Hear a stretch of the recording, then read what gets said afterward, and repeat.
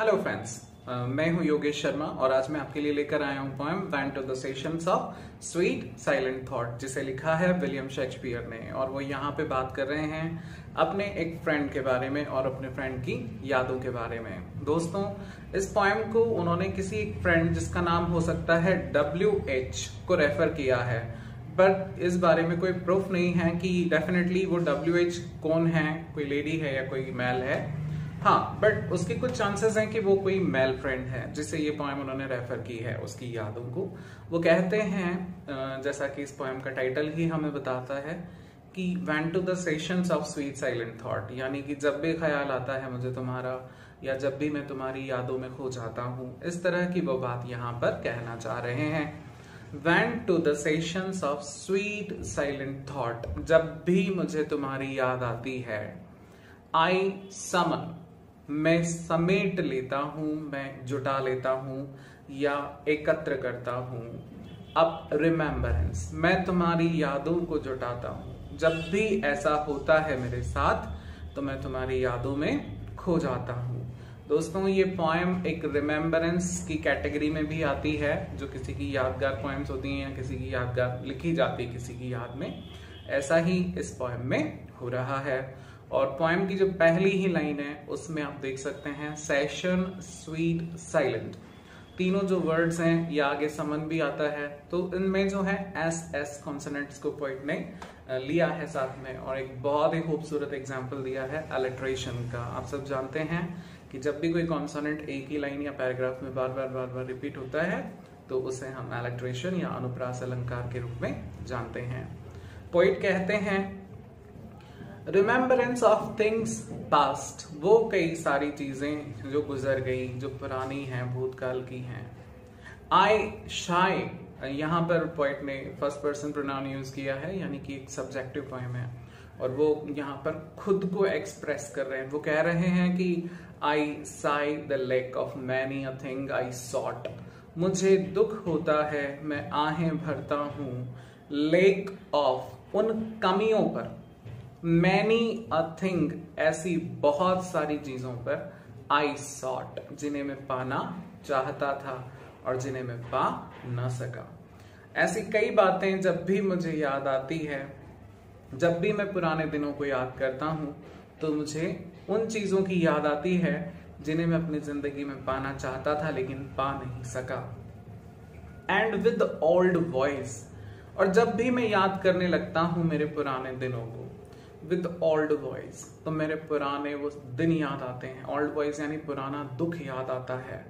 New well, अब भले ही दुख मेरा पुराना है, लेकिन उन दुखों को याद करते हुए जब मैं रोता हूँ, क्रंदन करता हूँ, वेल करता हूँ, तो वो नया होता है। यानी चाहे दुख मेरे पुराने हैं, लेकिन उन दुखों की अभिव्यक्ति मेरी हर बार नई हो जाती है। ऐसा सबके साथ होता है दोस्तों, जब हम पुराने दुखों को याद करते हैं तो हर बार नया रोना पड़ता है। वो कहते हैं, माई डियर टाइम्स वेस्ट, मेरा वो प्रिय, और यहाँ पर हम डियर को महंगे के अर्थ में भी ले सकते हैं, valuable. My dear times waste, मेरा अनमोल वक्त यूं ही गुजर गया। ऐसा सबके साथ होता है दोस्तों। जब हम कुछ कर नहीं पाते जिंदगी में, और जब हमारा कोई लक्ष्य है लेकिन हम उसे पा नहीं सकते और हमारा वक्त यूं ही गुजर जाता है, तो वो हमारे लिए बहुत ही दुखदायक होता है। ऐसा ही वक्त कवि की जिंदगी में भी आया था, अगर आप उनका बैकग्राउंड जानते हैं तो वो कहते हैं कि मैं कई चीजें पाना चाहता था लेकिन पा न सका, और मेरा अमूल्य वक्त यूं ही नष्ट हो गया, बर्बाद हो गया। फिर अगली लाइन में फ्रेंड्स वो कहते हैं, then can I drown an eye, तब क्या मैं अपनी नजरें बंद कर लूं या उस दुख से अपने आप को दूर कर सकता हूं? क्या मैं इग्नोर कर सकता हूं? नहीं दोस्तों, ये इतना आसान नहीं होता कि हम अपने जीवन के दुखों को इतनी आसानी से भुला दूं। अनयूज्ड टू फ्लो, मेरी आंखों को यूज्ड टू है मेरी आंखें तो फ्लो करने के लिए, तो क्या मैं उन्हें अनयूज्ड कर दूं या मेरी आंखों के रोने की आदत ही भुला दूं? तो ऐसा नहीं हो सकता, क्योंकि हम अपने दुखों से इतनी आसानी से दूर नहीं जा सकते। ये इंसानों की मजबूरी है कि उन्हें अपने दुखों के साथ जीना पड़ता है। फॉर प्रीशियस फ्रेंड्स, यहाँ पर वो उन दोस्तों की भी बातें कर रहे हैं दोस्तों, वो अनमोल साथी जो उनकी जिंदगी में आए, जिन्होंने उनका कभी साथ दिया या अच्छे और बुरे पल उनके साथ बिताए। मगर एक वक्त था जब प्रीशियस फ्रेंड्स हाइड, जब उनके वो साथी, वो अनमोल दोस्त भी कहीं खो गए। और इन डेथ्स डेथलेस नाइट, उनके वो अनमोल दोस्त कहाँ खो जाते हैं? वो खो जाते हैं मृत्यु की अनंत रात में, अनंत गहराई में। मृत्यु एक ऐसी सच्चाई दोस्तों जहां से कोई लौट कर वापस नहीं आ सकता। इसके बारे में तो मैं आपको क्या समझाऊं, लेकिन यहाँ वो उन दोस्तों की बात कर रहे हैं जिनसे शायद इस जिंदगी में दोबारा मिलना मुमकिन नहीं है। इस तरह से कवि कई तरह के दुखों को याद करता है। वो कहते हैं कि कई चीजें जो मैं पाना चाहता था पर पा न सका, मेरा जो अनमोल वक्त था वो बर्बाद हो गया। फिर वो कहते हैं कि कई ऐसे अनमोल साथी जो मेरी जिंदगी में मेरा साथ दे सकते थे, पर वो भी मृत्यु की अनंत गहराइयों में खो गए। एंड वीप अप फ्रेश, अब जब मैं दुखों को याद करता हूं तो मैं हर बार ताजगी से रोता हूं, यानी कि मेरा दुख हर बार नया और तरोताजा होता है और वो पहले से गहरा होता है। यानी दुख जितना पुराना है उतना ही ज्यादा मुझे दर्द देता है। लव्स लॉन्ग सिंस कैंसल्ड, ये हो सकता है कि उन्हें प्यार में सफलता ना मिली हो, या उनके दोस्तों का जो उनके प्रति प्यार था जो लंबे समय पहले ही उनसे बिछड़ गया, इस चीज को लेकर शायद वो दुखी हैं। वॉय फिर से यहाँ पर वो दुख की बात कर रहे हैं। यहाँ पर फिर से लव्स लॉन्ग, एल कॉन्सोनेंट को उन्होंने लिया है, जो कि एक बार फिर से यहाँ पर एलिट्रेशन का यूज किया गया है। एलिट्रेशन, अनुप्रास, अलंकार। फ्रेंड्स, ये पोएम जो है लिटरेरी फिगर्स ऑफ स्पीच जो हैं आपके, उनके हिसाब से भी बहुत इंपॉर्टेंट है, क्योंकि यहाँ पर आपको काफी सारे एलिट्रेशन के एग्जाम्पल्स देखने के लिए मिल रहे हैं। वो कह रहे हैं वॉइन एंड मोन द एक्सपेंस। फ्रेंड्स, किस तरह के वर्ड्स उन्होंने यूज किए हैं, जैसे वॉय, मॉन, शाय, ये ऐसे वर्ड्स हैं जो पोएम के टोन को बहुत ही सैड बना देते हैं और उनका जो मूड है वो हमें एक्सप्रेस होता है कि बहुत ही सैड और मेलंकलिक मूड में उन्होंने ये पोएम लिखी है। Moan the expense of many vanished, वो रोते हैं। मौन का मतलब खामोशी से दुख को व्यक्त करना, अपने मन में उस दुख को व्यक्त करना। Expense of many vanished site, और ये दुख कैसे मिला है? ये दुख मिला है उन्हें कि कई ऐसे नज़ारे जिन्हें वो देखना चाहते थे और वो नष्ट हो गए।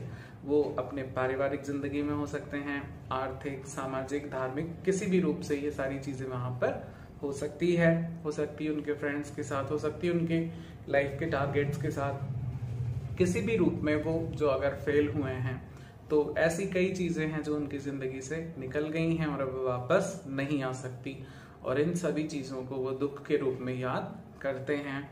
ये जरूरी नहीं कि सारी चीजें एक साथ होती हों, लेकिन जब भी वो अपने पुराने दिनों को याद करते होंगे, उन यादों को याद करते होंगे, तो इनमें से कोई ना कोई दुख उनकी जिंदगी में वापस से लौट कर आता होगा। तो फिर वो पूछना चाहते हैं, वो कहते हैं then can I grieve at grievances forgone, तो क्या मैं रोता रहूं, क्या मैं अपना दुख व्यक्त करता रहूं उन ग्रीवेंसेस पे फॉरगॉन जो ऑलरेडी गुजर चुके हैं। एक बार गुजरे हुए दुख को क्या मैं बार बार याद करता रहूं? क्या ये सही है? यहाँ पर फ्रेंड से एक लाइन आई है, ग्रीव, ग्रीवेंसेस एंड गॉन, तो वापस से जी जो है एलिट्रेशन का एग्जाम्पल है। एंड हैवीली फ्रॉम वॉय, वो कहते हैं, और साथ ही वॉय टू वॉय, मेरी जिंदगी में तो एक के बाद दुख ही दुख हैं। क्या मैं उन सब के लिए फिर से ताजगी से या फिर से नए रूप में उनका दुख व्यक्त करूं, उनके लिए रोऊं, जो चीजें पहले गुजर गई हैं? पर हकीकत तो यही है कि दुख चाहे गुजर गया हो, लेकिन वो बार बार हमें जब भी याद आता है हम दुखी जरूर होते हैं, और पहले से ज्यादा ही होते हैं।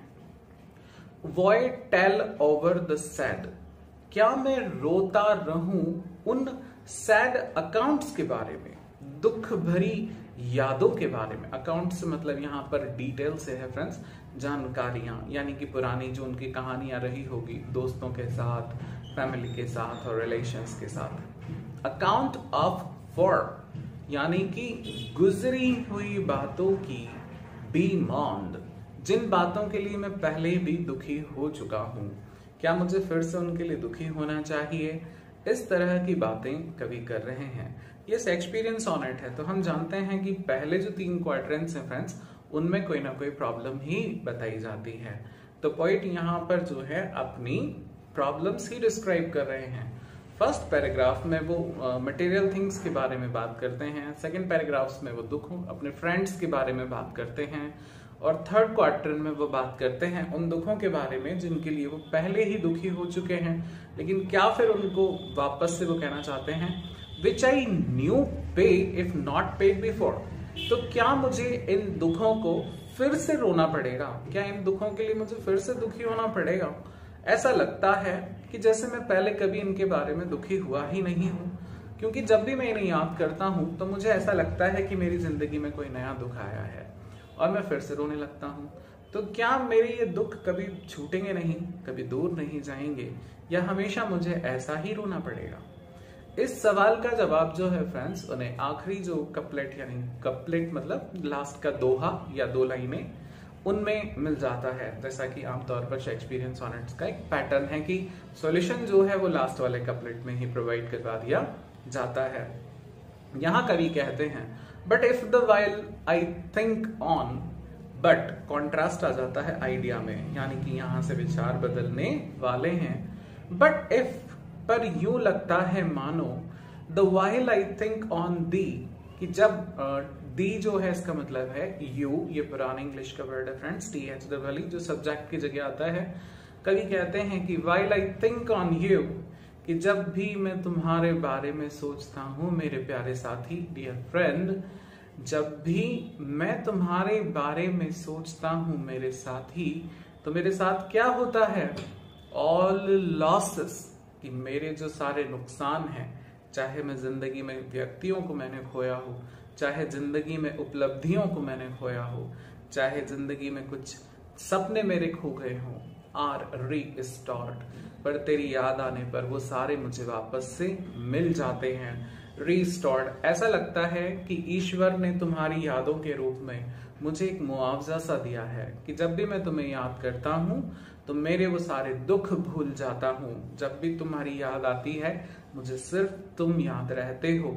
एंड सॉरोव्स, और मेरे जो सारे दुख हैं वो कहीं खो जाते हैं, कहीं चले जाते हैं, और मैं अपने आप को उनसे मुक्त पाता हूँ। सॉरोज एंड, इस तरह से मेरे सारे दुखों का अंत हो जाता है। ये इसीलिए पोइट ने उसे कहा है कि जब भी तुम्हारी याद आती है, उन यादों के पलों को कवि ने स्वीट साइलेंट थॉट्स का नाम दिया है। पोइट फ्रेंड्स, मुझे उम्मीद है कि आपको ये पोएम समझ में आई होगी। Please like and share and subscribe our channel, and thank you for watching this. I'll keep trying my best to provide you more informative and more knowledgeable, more useful videos for you guys. Thank you for this.